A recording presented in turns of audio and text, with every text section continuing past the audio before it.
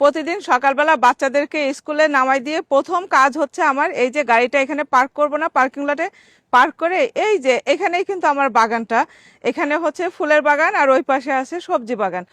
এই সবজি বাগানের এখানে প্রত্যেক দিনই আমি আসি, এসে গাছে পানি দিই, কোন গাছে পানি লাগবে কি লাগবে। আমি তো এদেরকে দেখতে চাই না, কিন্তু বারবার যে এরা কেন আমার সামনে এসেই পড়ে আমি বুঝি না। আগে কখনোই দেখি নাই, যখন থেকে এই যে গার্ডেন করা শুরু করছি না তখন থেকেই আমি এই যে এত ওষুধ ছিটাই, এত কিছু করি, তারপরেও যখন এই যে 10-12 দিন হয়ে যায় না ওষুধ ছিটাইতে ভুলে যায়, তখনই তারা চলে আসে আমার বাগানে এত কাছে। বিশ্বাস করবেন না, আমি অলমোস্ট মানে এই পাশ থেকে ওই পাশে যাব লাউ গাছ দেখার জন্য, অলমোস্ট আমি ওর গায়ের উপরে পাড়া দিয়ে ফেলাইতেছিলাম, পাড়া দিতে যাইয়া ওরে মারে আমার গায়ের ভিতরে শিরশির করে উঠছে। এত কিউট করে এটা আমার দিকে কি তাকায় রয়েছে, তো আপনারা দেখলে আপনারাও বলবেন যে এত কিউট জিনিস হয়। এত কিউট কিন্তু অনেক ভয়ঙ্কর। এরা কিন্তু কিছু করে না, এরা হচ্ছে ঘাসের ভিতরে যে পোকামাকড় আছে না সেই পোকামাকড় খাওয়ার জন্য আসে, কিন্তু দেখলেই ভয় লাগে। চলেন আপনাদেরকে এক ঝলক শুধু একটু দেখাই কত বড়। এই যে দেখেন এইভাবে এই যে এরকম লম্বা হয়ে শুয়ে আছে।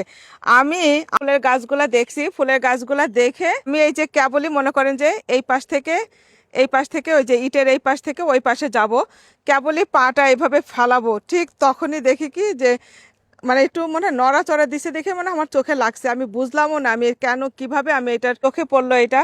আমি তো মানে এর দেখে তারপরে সাথে সাথে আমি মানে 10 কদম পিছনে দৌড়ায় আসছি যে এটা আমি কি দেখলাম, আসলেই কি দেখলাম।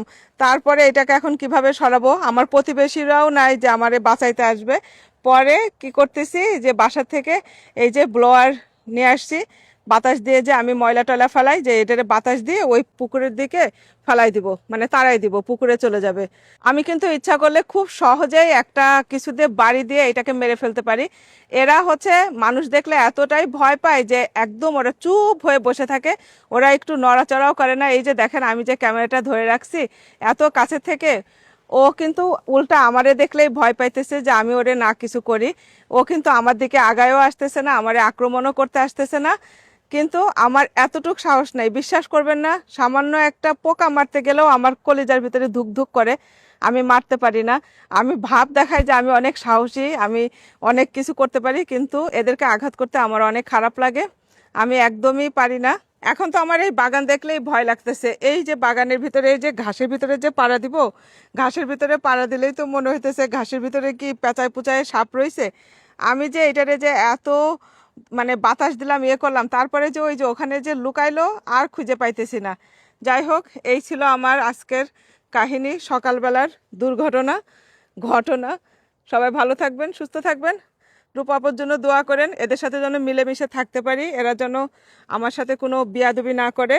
আজকে এ পর্যন্তই, আল্লাহ হাফেজ।